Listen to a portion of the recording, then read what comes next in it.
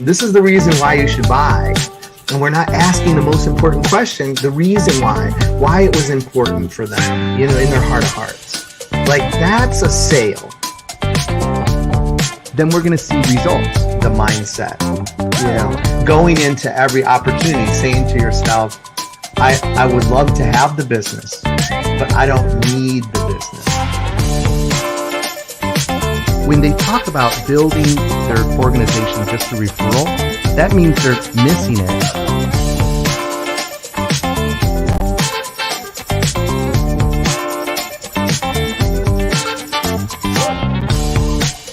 The internet almost shut down because, are you blind?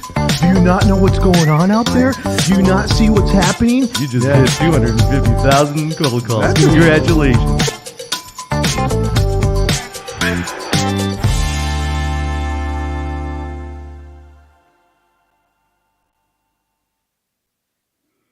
Oh, that's great. Ricky Kalmon, great to see you. I'm so glad that you're on this morning in the Pipe Podcast. And of course, on the Pipe Podcast, what we talk about sales process, sales initiatives, sales prospecting and experiences. I couldn't be with a better friend and a better guest today than Ricky Kalmon. Hey, let's just for those that may not know you, or that are not familiar, with you and your organization, why don't you just give them a 10,000 foot view and 20-minute review. Yeah, I went from 20,000 to 10,000. So, a 10,000 foot view to what part of the world you run, Ricky. Well, Crispin, it's great to see you, my friend. Excited to be on the show here today. We're going to throw a lot of value at people. Sure, I'll share a little bit about my career, but at the end of the day, by the time somebody's done watching this, I want somebody to walk away a little bit more equipped today to have a better day, better week, better year, and maybe even enhance and explode their sales growth mindset and much, much more in their personal, professional life. How's that? That's good. That's good. My quick little commercial. My career started 30 plus years ago. I created a very unique comedy show for corporate events that was highly energetic, entertaining, politically correct, and so much more. It involved the group in such a way that it created conversations after the show that people wanted to know more about how to use what happened on stage for entertainment. How do we use it in our everyday life? By the way, if you haven't figured it out, I'm a hypnotist. So I did the opposite of hypnosis. I took away all the swinging watches and the mystical look to it all. And I just showed people what this simple state of relaxation can do. You're not being controlled. You're in control. And when you have more control over your own thoughts, you become a better version of yourself. That's powerful. And so over the years, I've created keynote programs, training programs, books, audio programs to help people excel in everything they do. From the simplicity of reducing stress, sleeping better, creating more confidence, self-esteem, getting out of their own way to create more growth, all happens between our ears. Yeah, that's awesome. So tell us a little bit about, your experiences and what resonates with, the whole mindset, mindset concept. And boy, that's kind of hard to say together. I don't know. I don't want to say that 3 times or 5 times fast. So the mindset concept and what resonates with, everything from large corporate organizations to medium-sized mom and pop, businesses, and all the way through, to some of your experiences with ESPN. What has that been like, Ricky? I think we're all fascinated with that playing field between our ears, and I'll use the sports analogy. Even just watching the Masters this yesterday. I mean, just mindset is everything, and I think it has to do with every decision, action, conclusion, argument, resolution, success, and even our failures. And I think that when we sit back and really observe the patterns and habits that we've created, some have served us very well in life. Some have become our traits, our personality. But some of the patterns and habits that we have can also hold us back from doing better, to achieving more, to thinking differently. And I think that that's the key. And so when I do programs, whether it starts with a show for fun or whether we move into a self-awareness program, you get people to start thinking differently. And my motto is change the way you think and you will change your world. That's right. That's right. Well, listen, sales can be stressful. I mean, there's no doubt. Like you're up against numbers, quotas, and what corporate has laid down is sometimes not always attainable. We could talk for hours on goal setting and things of that nature, but this is a stressful game. So how do you, what do you recommend, or how do you help those individuals to manage their stress? Like, what are some of those things that you do? Crispin, that's what you just set me up was perfect. Sales can be stressful. Sales can be frustrating. Okay, acknowledge it. That's Hmm. fine, but only acknowledge it once. Now, let's figure out the solution. Because if we dwell on that statement over and over again, our mindset hears it and lives out that thought process. So Mm, just humor me for a second. If you sure. say, I can't do something, or sales is going to be frustrating, or this is overwhelming, I don't like change, I've been doing this the same way all the time, then guess what? You will win to fail based on that belief that you've Mm, programmed yourself. mm, And don't take the simplicity of what I'm saying for granted. I'm not, if you continually just say the same thing, yeah. your mind hears it, believes it, wants to act on it. Yeah. So, okay, sales is frustrating. All right, what are you going to do about it? Now, change it, change that. Because if you start every day with, this is frustrating, this Mm, is overwhelming. It's Monday, by the way. Oh, it's Monday. How many people, like last night, said to themselves, I got to go to work tomorrow? Now, excuse the grammar, but I'm just mhm, saying, I got to go to work tomorrow. I got to get mhm, up tomorrow. mhm, How about I get to go to work tomorrow? mm, How about I get to serve somebody? How about I get the opportunity to offer solutions to a client and make them the hero in a situation of growth? And by the way, we didn't even talk about sales. We didn't even talk about mhm. numbers at that point.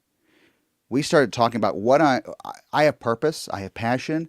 How can I help somebody tomorrow? And by the way, I'm in the position and I have an opportunity to help somebody. Yeah. So when we say to ourselves, sales is frustrating, how Mhm. about sales is frustrating, but there's an opportunity here? Right. There's an opportunity.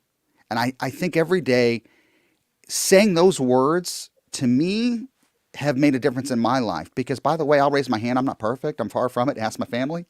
Um, I will tell you that I have to reset and redirect like everybody else. But Mhm. as a mindset guy, I'm telling you, when you acknowledge it once, now let's focus on let's put all of our frustration into finding the solution. Yeah.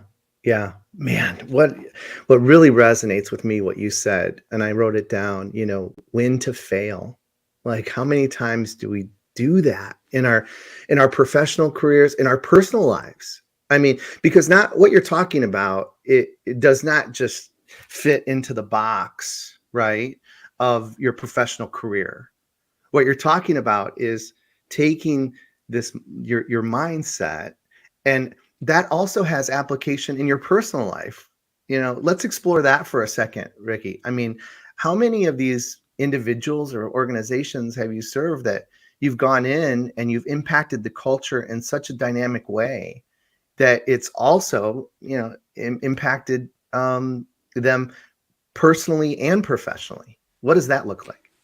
Well, even last Thursday, and I say this because I remember this so clearly. Thursday morning, I woke up looking through my emails every single morning. That's what I normally do. I look through and I actually look at the emails, people asking me questions first. Mm, And this was not really directly a question, but it was more of a follow up from a keynote that I did for a group of about 300 sales individuals. And on stage, I told a story about mindset and about being the brand ambassador. And this individual reached back out to me and said he did not realize how often his mindset took him to a place of an uncomfortable feeling or stress or mm, overwhelming, if you will, direction until that story resonated with him. Without going into mm, too much detail and not revealing anybody's confidentiality, he said to me, because normally I would have reacted differently. But by stepping back and sitting in the audience and mm, observing what was going on around me, I was able to address a solution rather than focus on the problem based on the mm, story and the example. And he said, he goes, this rolled over to my personal and professional life. All too often, we're quick to react because our mindset is already bringing forward a reaction or a Mhm. decision without thinking about whether that is the right decision or action to the Mm. situation. So I bring my entertainment side to this. I will try to, and I will try to project this to my audience and my sales teams, my leaders, and my executives. Step back, sit in the audience, and observe yourself before it happens, before you react. Mm. See what the best solution is to the situation and understand, and you can almost play it out like you're almost watching a video screen of yourself. Mhm. I know that sounds a little bit weird, but before sometimes, if we just take a pause, like an athlete, Mhm. like an executive before a speech or before commanding an audience or leading people, lead within ourselves first. Because I think that great leaders lead within themselves and they lead better to others. Yeah. Wow. That's great. It's just awesome. I mean, I hope Well, I I hope laugh because, I gotta tell you, I hope somebody's writing this stuff down today because this is valuable stuff. I oh, mean, I'm going to throw you a lot of stuff here today. I'm going to throw you a lot of stuff here, and I think that again, if you're whether you're driving, and I hope you're not watching if you're driving, but if you're sitting at your desk and you want to start your day with Crispin and the pipeline, I hope that we give you value and that we give you little nuggets that you don't leave on the floor. I want you to right. pick up those nuggets; those are pearls now. That's right. And again, I'm not trying to be cliche here, but these are great reminders. I mean, I go back to my teens of listening to Zig Ziglar, Tom Peters. I mean, I used to listen on the cassette tapes. I wore them out. Let's put it this way.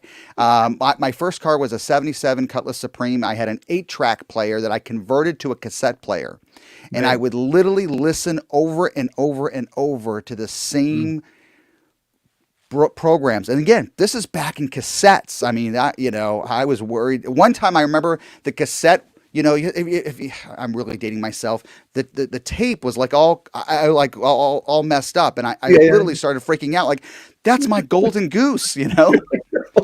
But I think when we repeat things, like if you're watching right now, thank you, because you're the type of person that understands that self discovery never ends. If you're watching, if you've put everything aside and say, okay, I'm going to reset with Crispin today in the pipeline, I really want to understand how I can reset and redirect. I That's called it right. the pipeline, the pipe. You Yeah, know what I that's a mean. I think it's important that we just, hey, slow down sometimes.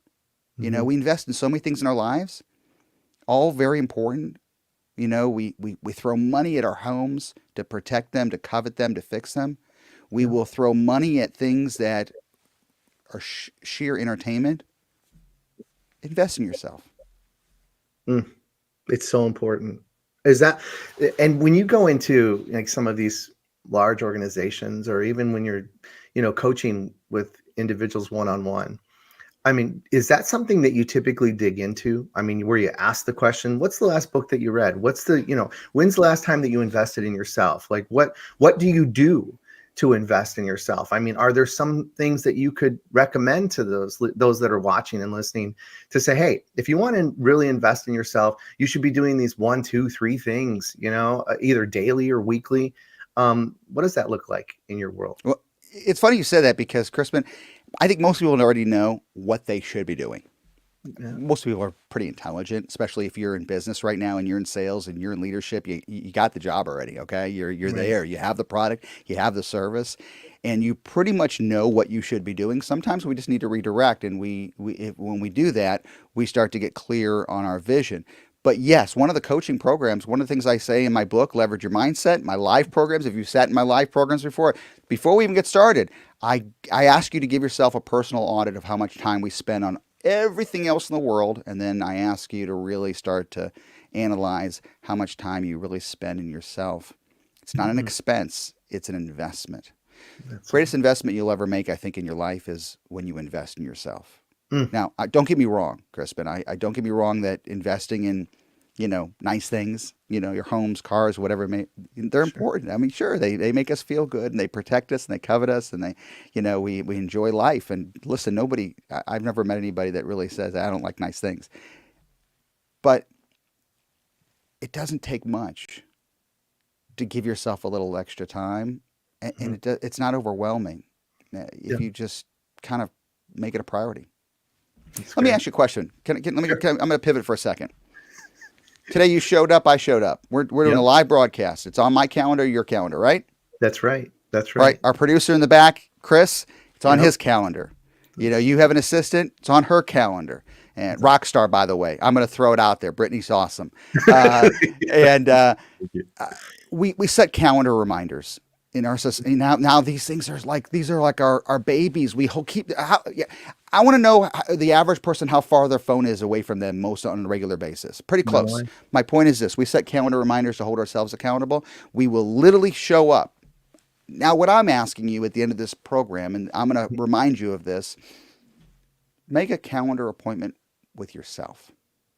Set a reminder for yourself. One of the things I'm going to give it away now. Let's just talk about it. Okay. Do it. Give yourself 5 minutes, 10 minutes. Put it on your calendar, set the alarm, put the reminder on, whatever it is. Block that time Mm-hmm. for you.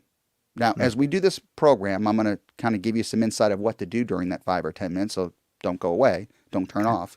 Okay. But we're going to talk about 5 or 10 minutes a day. Set a reminder, hold yourself accountable. By the way, you and I have blocked an hour here. Come on. Right. I'm asking for 5 or 10 minutes of your time. So if somebody says to me, Ricky, I don't have time. I got too much to do. I got too much on my plate. Really? What are you going to do when you're not around? Mm-hmm. Meaning you're so stressed out that you Yeah. cannot spend 5 minutes for yourself. And that's such a quick response. 5 minutes. So Mm-hmm. I'm going to challenge you, Crispin. Okay. 5 Let's do minutes it. every day. I'll Every do day. it. I'll do it. I'll do We'll it. fill it in as we go. Okay, sounds good. Sounds good. Let's shift gears for a second. So, hey, when you're meeting with these, Fortune 500 companies, when you're meeting with those individuals within those organizations, and they're talking about this year, they're talking about what to expect this year, and what are the three things, Ricky, that you would recommend that every company and maybe those individuals within the organizations, that serve those companies, what would you recommend that they do this year, to help, expand the organization, to help them grow? What are some of the things that they should be concentrating on this year to have a successful end of the year? Well, we don't have a crystal ball. Mine broke a long time ago. Yeah. But I think that one of the key elements, and I think that what we're seeing the last couple of years have been interesting and I think growing for us all. We got out of our comfort zone and we started to realize that mindset itself is not a soft skill. Mindset Yep. is a hard skill. Mindset now is a pivotal part of a structure of corporations if they want to win. They're realizing that it's not just some check mark. We're going to be mindful. We're going to say thank you. We're going to say be well. It goes beyond that type of thinking. And I think that the companies that really thrive, not survive, especially in the last several years, the ones that thrived understand the importance of investing in their teams. This goes beyond just the training of the materials and knowing the clients and looking at the data and figuring out what's new and becoming more creative and looking for opportunities.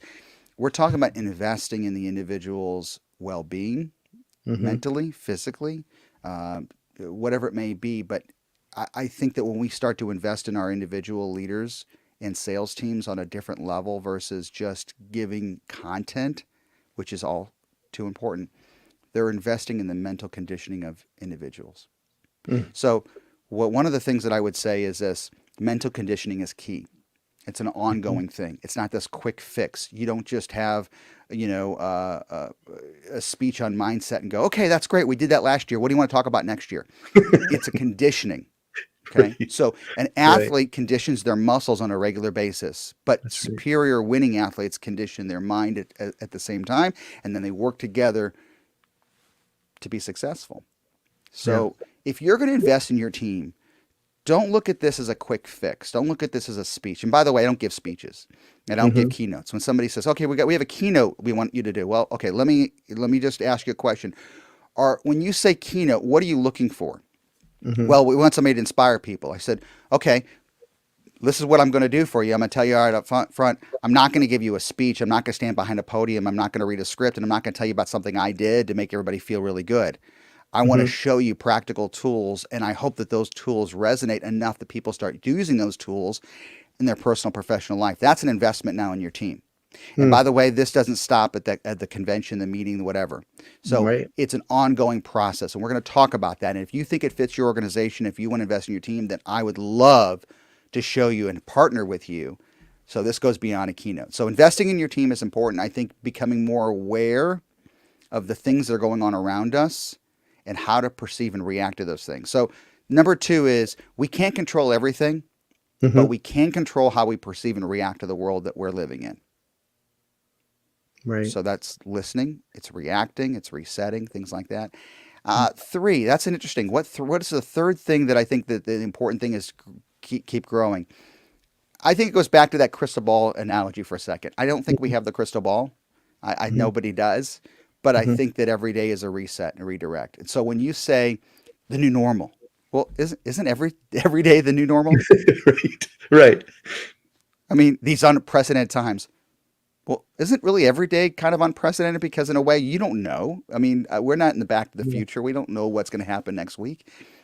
I think being more present, I Yeah. think, is the third thing. I think we need to be present today and not overthink tomorrow what we did yesterday. Be present. I mean, you and I are talking right Great. now. Great. We're you and I are just having a conversation. Yeah. That's right. We're present. I'm not That's thinking right. about my emails or my lunch or what I got to do by the end of the day. I'm just being present with you. Yeah. And by I the was way, when reading. you and I become present, we build a relationship. Hmm. That's exactly right. I got to tell you, I was thinking of you last week, in the book and the things that you you talk about so eloquently and that resonate so loudly in your book. I had a call from one of my sales reps on a team of a large organization that I serve, and it was Friday, and it was about 3:45 p.m. and my phone rings, and I'm the guy that answers my phone. Like like and especially if it says spam, like I love answering those calls because I'm picking up the phone and there's somebody on the other line and they're reading the script and I'm like, "Okay, can I pick?" And I grab my notepad and, "Oh, that was pretty good. I like that." And I'll take a little note there or I'll like try to learn from what some of these other companies are doing and then also learn what we should never do. Like a lot of times when you can actually hear the pages of the script being turned in the background. Um, By the way, when a spam call comes, my goal is to sell a book. yeah, that's By the great. time they're done, they're looking me up online and they're Yeah, looking for my book. that's great. And then they hang up on me. That's exactly. I love it. I love it. So I get a call, and we'll just name him Joe. So Joe calls and he's like, "Hey, Crispin, you got a minute?" And I'm like, "Yeah, Joe, what's up?" And he's like, I got to book, at least two more appointments by the end of the day. And he said, and I've made 30 calls and I'm just not getting it done. And he's like, and I've got to book at least two calls by the end of the day. And he's like, I just need two more. And I said, Joe, stop right there. I go, listen to what you just told me. Listen to what you just said to me. I go, you don't think that is resonating, that tonality, being that thirsty. I always say this, being that thirsty is not resonating with those prospects that you're talking to on the phone. I said, you don't think they're hearing that desperation? I said, yeah, I'm sure it's coming out in the way that you're saying things, your tonality. I go, listen, go outside, take 5 minutes, take a little walk. It's a beautiful day. Clear your head. You know, enjoy the fact that you're walking on 2 feet. You're enjoying this beautiful day. And you're out there and enjoy the fact that you're with one of the most incredible organizations.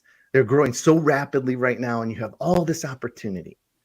And then come back and pick up the phone and don't try to sell anyone anything. Just try to have a conversation. Just try to have a conversation, you know? And then if it goes somewhere and there's a fit, then see if you can book them for a site visit, right? But if you're feeling all this pressure then I guarantee you that's what you're putting out into the world. And that's impacting the way that you're engaging with your prospects. And he was like, "Oh, thank you so much." He was like so thankful. So then I get a call at 5:15. He booked 4 more by the end of the day. He only needed 2. I mean, it's just so like, I know, and I say this often, Ricky, and I think even you and I have talked about it when I was on your show. You know, common sense is not common. Right? Common sense is not common. And sometimes you need just to understand how to pull back. But how do you do that when you don't have someone to call like Crispin Cruz or Ricky Kalmon?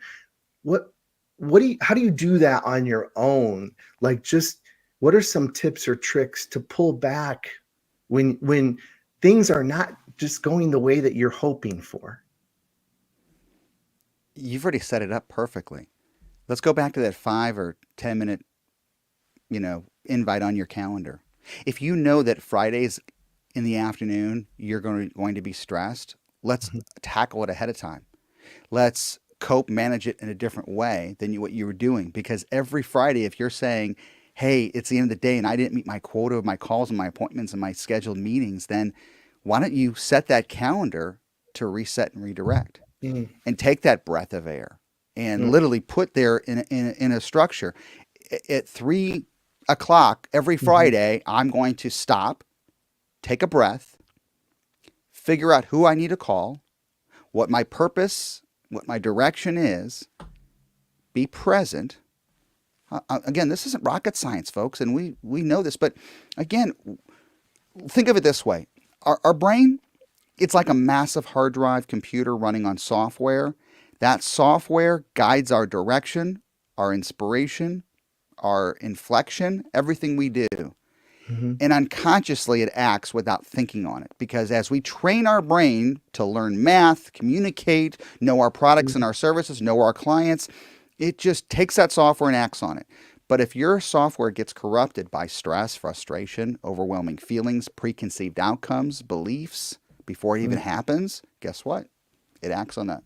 So if you're already assuming today is going to be a tough day, then guess what? Most likely it will be a tough day. You will then eventually confirm it by saying, see, I told you so. That's exactly right. But you're not going to be there for the client all the time. And I'm not going to be there for all the sales team all the time. So at the end of the day, I always tell people your most powerful coach, your most powerful hypnotist, if you will, is yourself. And so when you acknowledge that, set it in your head that yes, like our software, like our phones, need to be reset, clear the cache, turn them off, get the update. So why aren't we doing that with our most powerful, most valuable asset that we have, and that's ourself? That's so good. It's so good. So, all right, let's talk about the book. I got to talk. Listen, I tell people all the time, sorry to interrupt you, but listen, folks, and again, you going back to, this isn't rocket science. Right. But athletes have coaches. Now, the coaches aren't performing. They're not out there on the field. They're not swinging the club. They're not swinging the bat. They're not catching the ball. They're there to help the athlete in what they don't see. And if the athlete is a great athlete, they're going to listen to the coach and they're going to apply the technique. And by the way, the coach then stands off to the side and says, okay, yeah, they're in the right direction.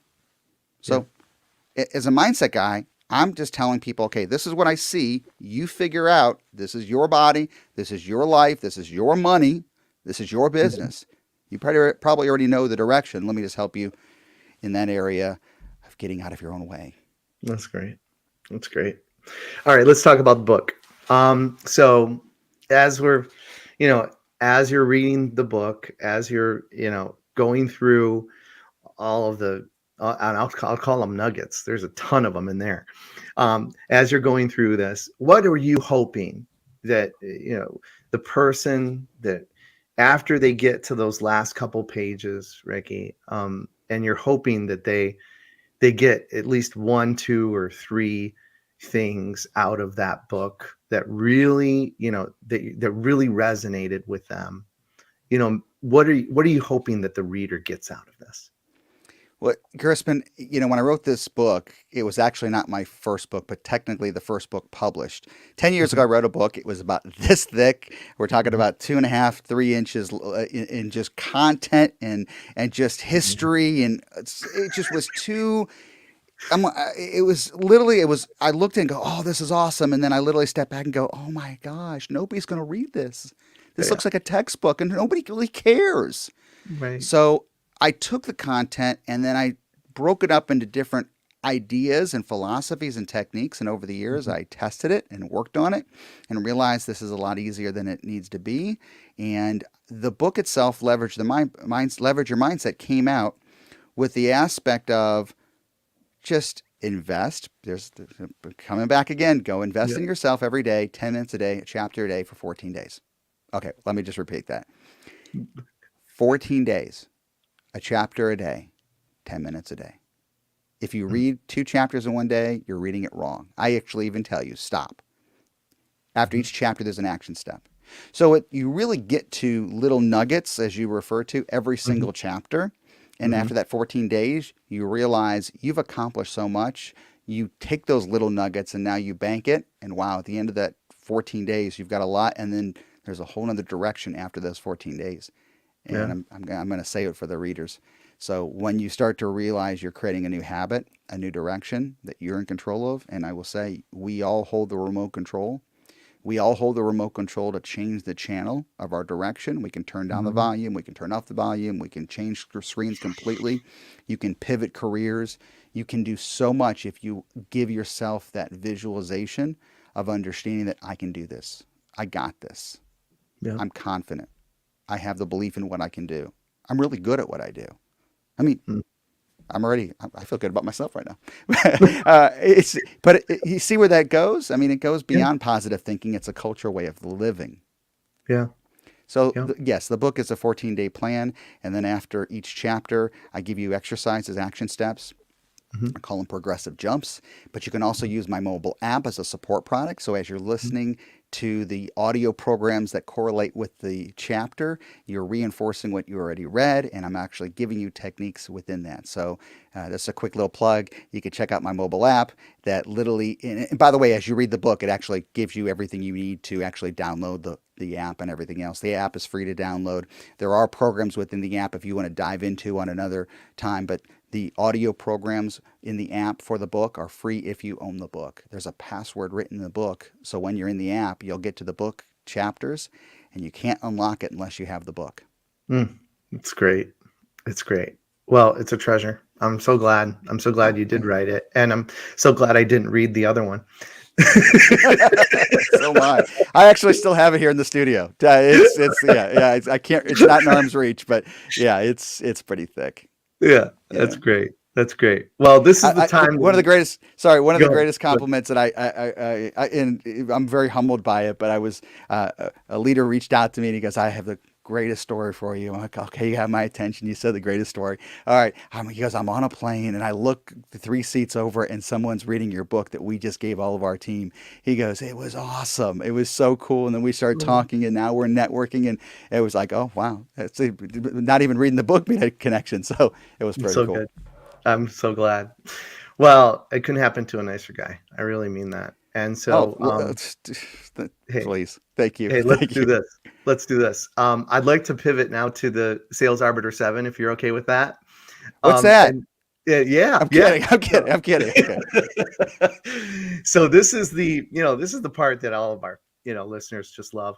And so I based it on, on the questions from our friend James Lipton and, from inside the actor studio. And the reason Awesome. being is, and I think I've said this, I've talked about this story before, at least on the podcast, but, you know, acting or sales is like, it has a lot to you're acting. A lot of the times you're acting in that role of sales, and and it depends. And what we do is we base a lot of our our sales process and our sales training on DISC.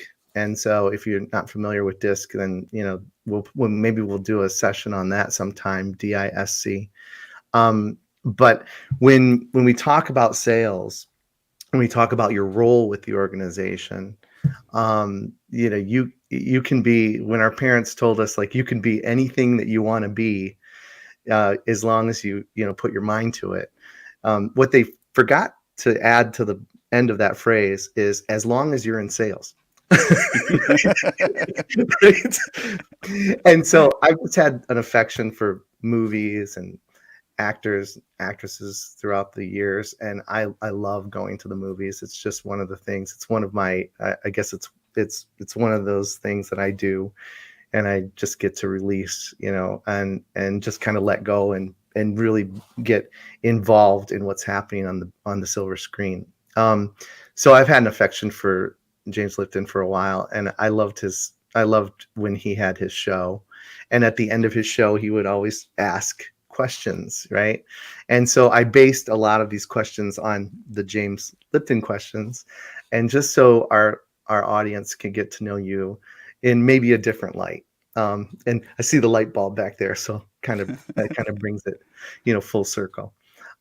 So let's just jump in, and let me just ask you the first one.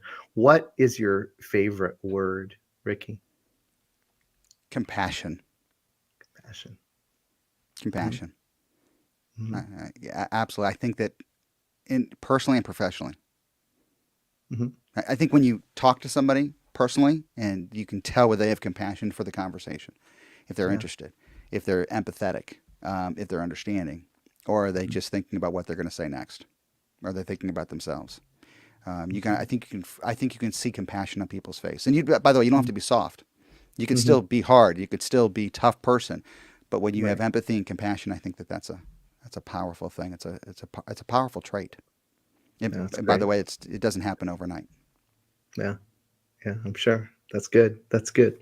What is your least favorite word? Can't. Can't.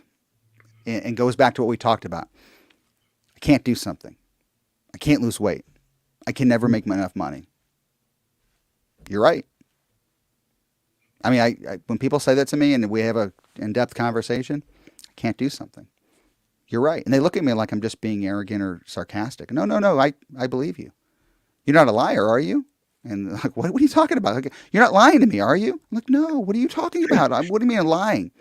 Mm-hmm. Well, you say something. It's true. You can't do something. I believe you. You will win to fail based Yep. on your belief. That's right. Plain simple. I'm not here to sugarcoat it, folks. I'm not here to give you a warm, fuzzy blanket. I believe you that you cannot do something. Mm-hmm. Let's move on. What else can't you do? There we go. I love it. I love it. What's something that could make your day, Ricky? A humble, um, that's a really good question. I think it's a humble feeling of accomplishment, Mm. of success, and everybody measures success differently. Mm-hmm. Is success just making somebody smile, Mm. fulfilling a client's needs, hearing somebody say thank you, and you're like, well, we did this together, so let's thank each other for our friendship, our relationship, whatever it may. I think it's a humble thank you. But Mm. I'm not looking for the thank you. A humble seeing somebody become successful based on my purpose. That's great. That's great. All right. On the opposite side of that, what's something that could ruin your day? Oh, something to ruin my day is I think it goes back to when I hear negativity, Mm. that it becomes infectious and Mm. dominating a conversation. It becomes toxic. By the Mm-hmm. way, again, I'm not saying that we're all human. We're gonna have negativity. I just want to Sure. hear it once. I just want to hear the complaint once. I want to hear the problem once. I want to focus the energy that you have and the frustration you have on figuring out how to fix it. Mm. But I think toxic relationships, toxic negativity is is not good. Right. Right. Mm, that's good. That's good. What's a sound or noise that you love? Oh, I have two, but they're both the same. Okay, go ahead. Okay. Go ahead. Yeah. I'm gonna divide it into two categories: Okay. personal and professional. Okay. Okay. Professional, it's easy. An applause. Yeah. Applause is a uh, it's literally that award of, hey, we like what you just did. It's gratification. It's fulfillment. It's kind of like that acknowledgement without actually saying the words. As an entertainer, as a speaker, Mm, we love applause. You sure. know, it's not ego though. It's not ego. It's what's the word I'm looking for? It's clarification Mhm. of, hey, I put a lot of hard work in this, and you appreciate that. That's That's my great. professional. That's my professional sound that I love. The personal sound is you know, the words and laughter of my family. Mm, that's The great. laughter of my family. Just hearing that, I don't really know what's going on, but hearing laughter of family is awesome. Mm, it's awesome. It's good. All right. So, what sound or noise do you hate? Um, nails on a chalkboard. And I will say nails on chalkboard because it's an irritating sound like the word can't. Yeah. Yeah, It yeah. just, It goes back to negativity, you know. Yeah. yep. See? See what you just did? You I even just got, heard for those that are watching, you even got the chills there for a minute. Yeah, I sure did. Just open the door. That's great. That's great. So I know yeah, you were in comedy. I got that, but if there was a profession, other than your own, what would you have liked to attempt? Oh boy. Well, there's two. There's two. And if you Okay. really okay, so can I give you two? Yeah, you can give me as many as you want. I probably would have been a chef because I Mhm. like to cook for people. I do. Yeah. Um, the second one, not that many people know. I think I'd be a rancher. Wow. I know Okay. that's hard to believe. I think I would own like a lot of cattle on a lot of land, and I would Mhm. be, literally John Dutton on a ranch somewhere Great. without everything else going on in Yellowstone. The drama. Without the The drama. drama. Yes, Yeah. yes. I would not be the mafia cowboy, but I Yeah. would be. Yeah, yeah, yeah, yeah. I'm definitely a concrete cowboy by heart. Hmm. But I used to ride a lot, and I haven't ridden in probably 15 years. Nah, sounds like that's something you're gonna have to do for yourself. We're gonna have to Yeah, put that one on the list this year. yeah. I'll see you tomorrow. Okay, sounds good. Sounds good. I'll be there. I'll be there. That's great. It's just great. I can't thank you enough for being on. So before we go, let's make sure that those listeners and viewers that they know how to find you. How do they find you? How do they get in touch with you? How can what's the best way for them to start to connect with you and to really, just start to utilize you as a resource in your services, your organization? Go ahead and tell the listeners Pretty how to do simple. that. Just go to the website, rickykalmon.com. It's up on the screen. If you're listening, it's RICKYKALMON.com.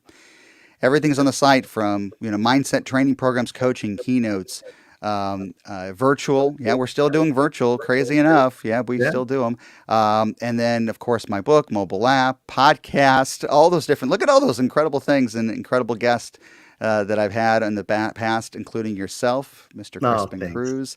It's very I've nice. from my first episode from Mark Polanski, former NASA space shuttle astronaut, to you, to you. Yeah. So Yeah. I absolutely love what I do. My podcast has been my fun. I want people to step back and always realize that I'm going to offer them value when we spend time together. And by the way, I'm not for everybody. I get it. There are people that are naysayers and say, I'm fine. I'm comfortable where I am. It's absolutely fine. I'm not here to sell you anything. I'm here to sell you on yourself. I want to show people a different way of thinking so they have more success. And if they do that, wow, then I've put together the right material. It's awesome. That's awesome. Well, I can't thank you enough, Ricky, and always love connecting with you. And I know that the viewers and listeners got a lot of today's podcast. So I hope they reach out to you and make sure that they're working on the 6 inches between their ears. That's right. So it's just great. It's just great. And so I always close like this, folks, keep selling and have fun doing it. Thanks again, Ricky, for being on. Crispin, thank you, my friend. Appreciate you. All right. Bye-bye.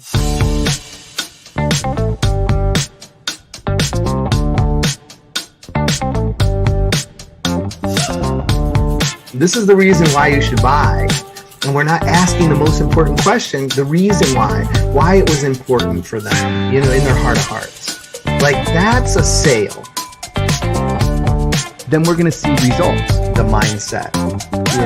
Going into every opportunity, saying to yourself, I would love to have the business, but I don't need the business.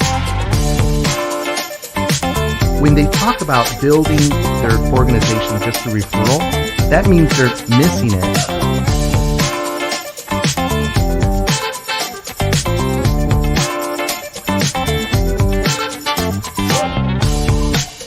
The internet almost shut down because they're like, are you blind? Do you not know what's going on out there? Do you not see what's happening? You just did 250,000 cold calls. Congratulations.